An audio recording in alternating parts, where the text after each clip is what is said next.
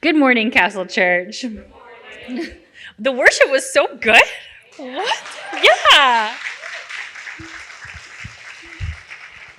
I love starting Sunday with just a big celebration. Amen. I'm Lynelle. Hi. Today I'm going to be preaching, and the title of today's message is Dust to Deliverance. And I'm going to talk today about one of my own stories from my life, and I'm going to talk about God's character and his endurance for us. And I'm going to be talking about it through the story of Saul. So Saul of the New Testament, you probably more likely know him as Paul. He later gets the name Paul and becomes one of the main leaders of the church. But first he starts off as Saul. And he starts off as someone who is a prominent member of the Jewish community. He grew up going to the Jewish church and learning from rabbis and being really embedded in the Jewish culture and religion. And so when Saul grows up and there's this guy Jesus, and there's all these people saying that Jesus is the Messiah, there's Jesus going around doing miracles, I think that it's safe to say that Saul kind of sees this as like a threat to the thing that he has loved and really committed himself to. And so what Saul does is he actively pursues Christians in order to persecute them. So his main mission is to go out and to find Christians and to imprison them. And in order to do this, he's working with someone called the high priest. So he's working with Jewish leaders in order to get permission to do this. And so we're going to start reading in Acts chapter 9. And I'm going to be reading just a big chunk of scripture because I think it's important and it's good and it's fine. And so where we come in, it's post Jesus's death, resurrection, and ascension. So Jesus currently isn't on the earth when we're coming in. He's already ascended into heaven. And Jesus has given the command for his disciples and the apostles to go forth and do the good work. And so we're starting at Acts chapter 9, and we're going to start with verses 1 through 9. But Saul, still breathing threats and murder against the disciples of the Lord, went to the high priest and asked him for letters to the synagogues at Damascus, so that if he found any belonging to the way, any Christians, men or women, he might bring them bound to Jerusalem. So what he's done is he's gotten written permission to persecute Christians, and he is planning to travel to the city of Damascus, and he's going to be showing the Jewish leaders there this documentation so that they know the high priest has allowed him to do this. Now, as he went on his way, he approached Damascus, and suddenly a light from heaven shone around him. And falling to the ground, he heard a voice saying to him, "Saul, Saul, why are you persecuting me?" And he said, "Who are you, Lord?" And he said, "I am Jesus, who you are persecuting." And he said, "Who? But rise and enter the city, and you will be told what you are to do." The men who were traveling with him, with Saul, stood speechless, hearing the voice but seeing no one. Saul rose from the ground, and although his eyes were opened, he saw nothing. So they led him by the hand and brought him into Damascus. And for 3 days he was without sight and neither ate nor drank. So what happens is Saul, while he's out on his own mission, has this amazing encounter with Jesus. And how often do we read about in the New Testament Jesus speaking audibly out loud to someone here on earth? And in doing so with other people present who can testify that they also heard this voice. And this encounter with Jesus is so powerful, and Jesus has such a plan with it, that what we see is Saul becomes blind. And it says he's blind for 3 days. I'm going to pick up again at verse 17. And so what's happened in this chunk in between is that God has spoken to Ananias, one of his servants, and sent Ananias to go and to pray over Saul. So verse 17, so Ananias departed and entered the house, and laying his hands on Saul, he said, Brother Saul, the Lord Jesus, who appeared to you on the road by which you came, has sent me so that you may regain your sight and be filled with the Holy Spirit. And immediately something like scales fell from his eyes, and he regained his sight. Then he rose and was baptized, and taking food, he was strengthened. For some days he was with the disciples at Damascus, and immediately he proclaimed Jesus in the synagogues, saying, He is the Son of God. And all who heard him were amazed and said, Is not this the man who had made havoc in Jerusalem of those calling upon this name? And has he not come here for this purpose, to bring them bound before the chief priests? But Saul increased all the more in strength and confounded the Jews who lived in Damascus by proving that Jesus was the Christ. And so that's a lot of scripture, but look at what happens in 3 paragraphs. In a matter of 3 to 4 days, Saul goes from someone who was ravaging the churches, hunting down Christians. He has an encounter with Jesus so powerful and meaningful, he's blinded. He regains his sight, and then he goes forth into Damascus, which was his original intent, but preaches so strongly of Jesus that it says that he proves that Jesus was the Christ to the Jews that were there, because his transformation specifically is so incredibly powerful, and it's so obvious. They all had known he was coming to literally persecute and find Christians, and yet here he is in the synagogues, not in the streets, not talking to people, but talking to his people, the Jewish people, and telling them that Jesus is in fact the Christ. What an amazing transformation. And so as much as this is a story about Saul, it's even more a story about God's love for Saul. What we see, so chapter 8, one page before this, chapter 8 is called Saul Ravages the Church. There's a line that says, but Saul was ravaging the church and entering house after house. He dragged off men and women and committed them to prison. This man was the same man that Jesus spoke audibly from heaven to him. What I see here is that God has such endurance for Saul. He has such endurance because he knows the plan he has for him. He knows the things that are in store and the man he will become. And sometimes I think of this story when I feel so unworthy of God's endurance in my life. There's so many times in my own life, I don't make this big a mistake, right? But there's times in my life where I have something in my heart and I'm like, God, I wanted that so badly. Maybe even coveted it a little bit. Like I wanted it so badly. There's times where I think, God, I'm so frustrated with what that person did or said to me. I'm so heartbroken that does it mean I have to forgive that person really, really? There's so many things in my life that I think, God, who am I that you would endure with me, that you would stay with me? Who am I that you can see the plans that are ahead of me and you can see that my heart really is for you and really is transformed for you?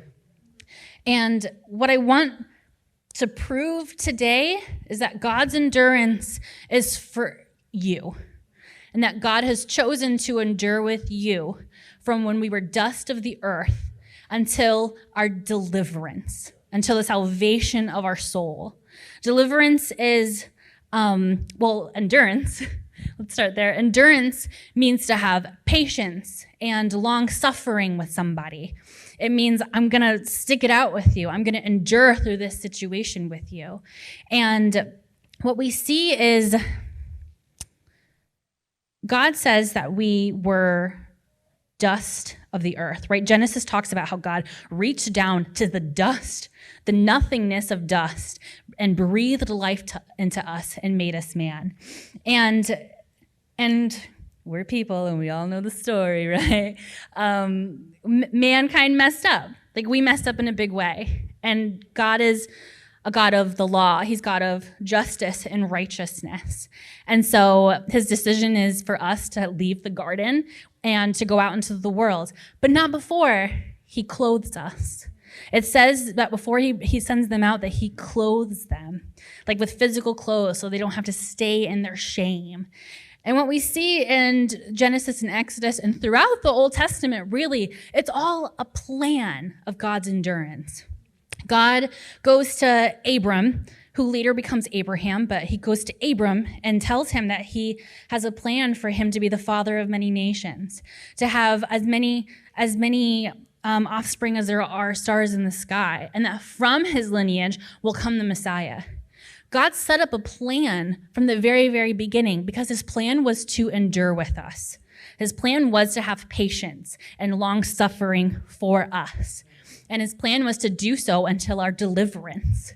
Deliverance being brought to the other side of a situation, right? Deliverance being the salvation of our souls through the cross, the salvation of my life. And I believe that throughout your whole life, there are going to be these other minute, smaller stories of deliverance, right? Deliverance from a health situation, from financial problems, deliverance from something in a relationship that you just can't figure out or fix, deliverance from a hardship in your life. And I know that it was God's plan from when we were dust, because all through the Old Testament, there are prophecies that talk specifically about Jesus, prophecies that he fulfills. It was never God's plan, and it was never an accident that he endured with us. He had a purposeful plan to do so. And he endured with us, like I said, from when we were dust to our deliverance. And he does so by using the weak to confound the mighty. So confound means to cause surprise or confusion in someone, especially by acting against their expectations. And we see in 1 Corinthians, it says, I'm going to find it, but God chose what is foolish in the world to shame, to confound the wise. God chose what is weak in the world to shame the strong. And I think that's something that only God can do, and do well, and do with grace. I believe his endurance and the way he does it is his most grace-filled attribute. It is something that has just consumed my life and has surprised me over and over again.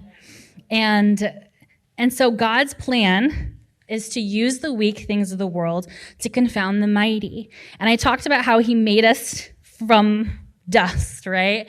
And think about what God did with dust. If we're all dust creatures and Jesus chose to come down and to be one of us, what God did was used dust, something of dust, to overcome death, to overcome this incredible, mighty stronghold that has such power over mankind.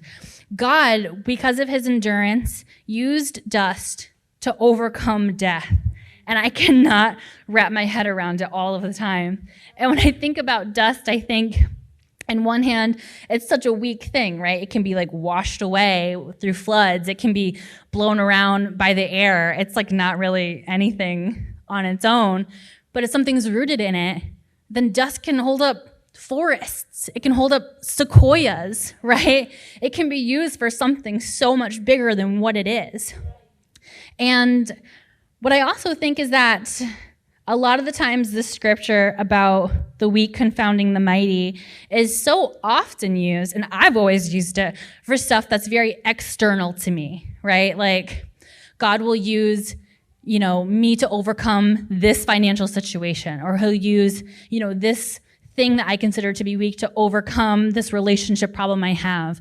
A lot of it for myself, so anyways, I always think of these external factors. But when I read about, and even Saul, right? Saul confounds the Jews. It's something external outside of him. But when I read Saul a little bit more closely, I think, what about when you come to a situation where you are the thing that needs to be confounded? When you are the thing that maybe you are the mighty stronghold in your life that needs something weak to come in and change it. When I see Saul, I think that Saul's character, right? He's clearly got a very strong character, and he's very committed to the things that he thinks he should be committed to. And I think these parts of him are things that God put in him, and he put in them with the purpose that he would use them for God. But what we see is that Saul has his own mighty stronghold of his being so committed to the Jewish law that he knows, and so committed to this one thing that he cannot see what God's plan is. God can't see what God's intention is for this very incredibly strong character that he's put into Saul. Saul is his own biggest weakness and his own mighty stronghold.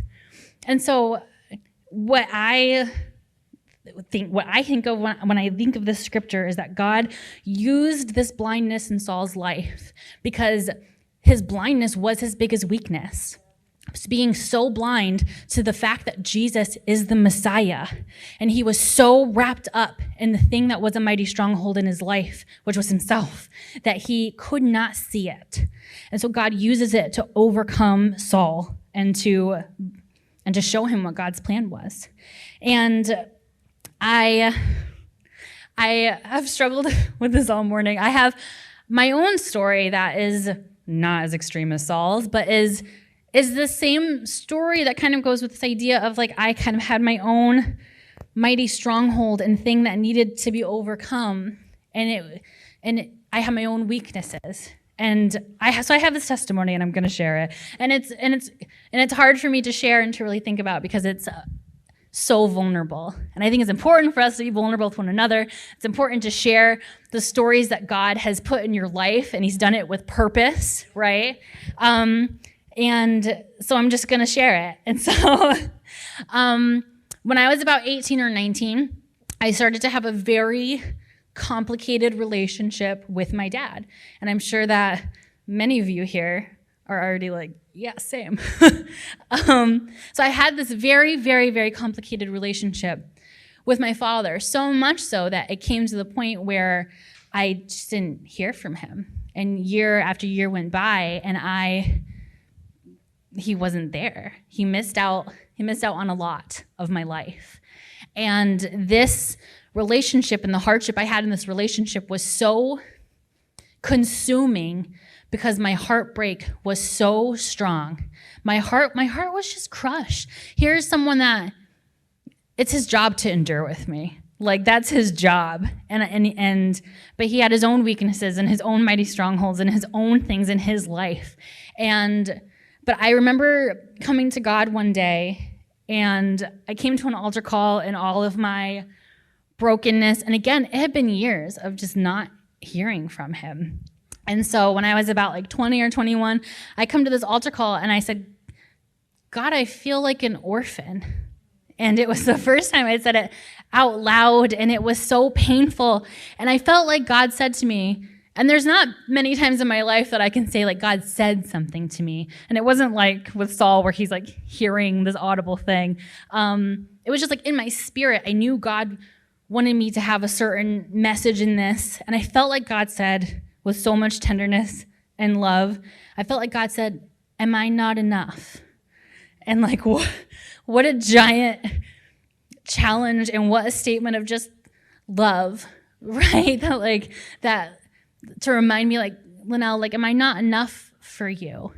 But heartbreak is heartbreak. And I wasn't fixed right away. And I still left that altar feeling like an orphan, like knowing I needed to pursue God more and deeper and do something with that. But the heartbreak was the loudest thing in my life, and it was right there in front of me. And it was so hard to look around it and past it and to see what God was doing and wanted to say to me. And so I just walked around with heartache still, and I didn't grasp on to what God wanted for me, and I don't fault myself for doing that, because again, my heartache was so loud and so deep. But then what ended up happening was that months after this, I was in college, and I was on the worship team at the time playing the cello. I had a very, very purposefully busy life, right? And I'm sure that someone here can relate to that busyness.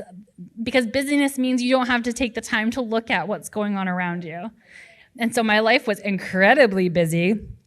But in it, I was finding that I was having this really significant problem with my hearing. And in my left ear specifically, I started to develop an incredibly loud tinnitus, which is like a ringing in your ears. But a tinnitus that was so loud that I couldn't hear a conversation I was having. I had to focus so hard on people's faces to hear them. I couldn't hear what was going on in my lectures. And then more months go by and I start to lose my hearing, incrementally lose my hearing in my left ear, which is a huge problem because I couldn't talk to anyone. I couldn't hear in lectures. I was actually studying to be a speech and language pathologist at the time, so that doesn't fit and work together. And I was playing the cello every single weekend. And so I started just developing these weird habits to help me overcome this thing. When I was playing the cello, I would take the peg at the top and push it into my ear so that the vibrations would help me hear what I was doing even. It was becoming significant. And I went to doctors and I went to ear, nose, and throat specialists, and essentially everyone just said, I don't know, this is just something that sometimes happens to people. They said there could be a genetic factor, there could be some sort of trauma to your eardrum that you don't know about. And so basically, they were just you're just losing your hearing. And this is just something you'll have to do and deal with. And so I started to come to God, right? Because I know what God's word says about healing. And I just didn't think that was God's plan for my life. Right? Why would he have me doing all of these things if he was just if my hearing was just gonna be gone one day? And so I wouldn't come to altar calls actually, which is an important part of this story because at the time there were a couple of women specifically in our church who were incredibly sick. All of them are perfectly fine and healthy now, praise God. But at the time, there was this group of women who were incredibly sick, cancer sick. And so when there was an altar call, and there was these women standing up shoulder to shoulder, asking God for their lives, I was like, what the heck? Who am I? I'm not going to go up and stand next to who would become my mother-in-law as she has fighting breast cancer. I'm not going to stand next to her and steal God's work from her when I'm just having a wonky ear. That doesn't make any sense. And so I would just be I'll just pray from my seat. That's good enough. And sometimes that really is. You don't always have to go up. But again, one day I felt like God said, am I not enough? Oh, am I not enough to heal these women and to also heal you? Is the cross not strong enough to heal them and to heal you and for me to also be your father and to be all the things that you need in your life? And gosh, I said, okay, I get it now. And so every altar call, I'm up there. It doesn't matter what it is. People are praying for nonsense. And I'm no, I don't care about that. I really just care about this ear. Every single thing, I'm I am up there. If the song's a little bit worshipful, I'm up there and I'm asking. And I was I'm going to pursue God so hard and I'm going to get my healing. I'm going to get it. And I want to also clarify, this isn't a prescription for how to get healing, right?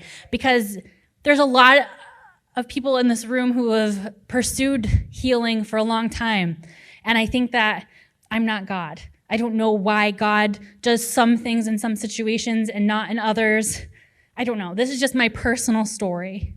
And so I am running to the altar and I'm I am gonna believe so hard. And one time even, I was at this church camp and there was an altar call and I was today's the day. I said, I'm not leaving here with this. I'm not leaving here not being able to hear. I'm going to do it. So I go up and I'm yeah, I'm healed. And I leave and I know I'm not healed. It's so obvious the second I leave the room, but I was if I just believe it, then God will do it today. And so I literally in the back of my Bible write the date and I write, today God healed my ear. And I was I'm just gonna, if I write it down and if I command it, it'll happen. But it didn't.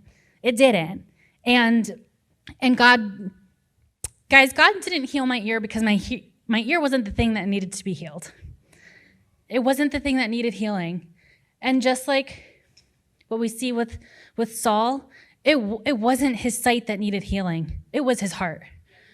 The heartache in my life had become my master. Every decision I made was centered around my heartache. The busyness of my life was centered around the brokenness of my spirit. The person who was supposed to endure with me wasn't anywhere to be found and wouldn't answer my text messages. And the brokenness consumed me. And I let myself be very distracted by the fact that my hearing wasn't working, and I ignored this intense pain that filtered into every part of my life. And so I had lost my hearing for probably about a year. I went around with barely any hearing in my left ear. And there's a scripture that talks about a time when Jesus is visiting a city, and he's preaching in a house, and there's this paraplegic man who's like, I'm going to get healing from Jesus today. But the house is so filled, it's so packed with people, he can't get in. And so what his friends do, they put him on a mat, they bring him to the roof of this house, they tear through the roof and lower this man at the feet of Jesus. But what Jesus says to him is, your sins are healed. Now pick up your mat and walk. His legs and his body didn't need the healing. His spirit needed healing. And it opened the way for him to have physical healing. And again, this isn't a prescription for healing because I don't know. What I know is that in my life, it wasn't my ear that needed healing. It was my heart. And so then the next winter, I go to the altar call because I'm going to every single one. And I go up, and it was an evening service, and I remember Lydia Lyon. Some of you know her. I did not know her. I don't know anything about her. She did not know a single thing about my life. Came right up to me when I was up there, and I was about to give her my little speech of, I'm not up here for whatever is happening. I'm up here for my ear because I'm going to pursue it. And she basically said, I don't care what you think you're up here for. And she, with the power of God, put a hand on my chest and a hand on my back. And she prayed for the absolute brokenness of my heart to be fixed and mended. She prayed for things that I had never said out loud to another person ever. And she prayed that I would just know that God is enough. And my God, like I had ignored this broken heart for so long. I had ignored the fact that God had chosen to endure with me through all of it. I had chosen to ignore the fact that God really was enough for me. And so this woman came and she prayed for me, and I remember it like it was yesterday, walking out the doors of the church, and like the air was cold and the sun was setting, and I could just hear everything. And just thank you. I think you guys can. And so my message today, I guess, is that God chooses you. God chooses you, and he chooses to endure with you, no matter what. God is enough for you. God is enough for the heartache and the extreme things of your life. And there are people here with broken hearts, and your hearts are so loud that you can't hear anything else. And I understand that. So much do I understand that. But God chooses you, and he chooses to endure with you. And he'll use the weak to confound the mighty, because that's the thing that only God can do. God uses dust to overcome death. He endures with us from dust until our day of deliverance. And I just believe that for every single one of us here today. I believe that God is enough to heal your broken heart.